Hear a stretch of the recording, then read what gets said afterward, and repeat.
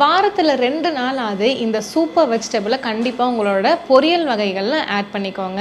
இந்த vegetable calcium, iron, protein, antioxidant, fever அப்போ immunity நல்லாவே பூஸ்ட் பண்ணி கொடுக்கறக்கும், ஒரு பயங்கரமான பிளட் பியூரிஃபையராகவும், வயிற்று புண்களை ஆத்துறக்கும், piles, constipation, fistula, bleeding piles இதுக்காகவும், asthma, dust allergy, nasal block, dry cough, நெஞ்சு சளி இது எல்லாத்தையுமே போக்குறக்கும், டயபெட்டிஸ்க்கு ஒரு அருமையான மெடிசனாகவும், எப்பவுமே டயர்டாக இருக்கு அப்படின்னு சொல்றவங்களுக்கு ஒரு எனர்ஜி பூஸ்டராகவும், kidney related issues, urinary problem இருக்கிறவங்களுக்கும் ஒரு அருமையான காய்கறி தான் சுண்டைக்காய். சுண்டைக்காய் வந்துட்டு குட்டியாக இருந்தாலும் பயங்கரமான அது ஒரு ஹெல்த் பாம் அப்படின்னே சொல்லலாம்.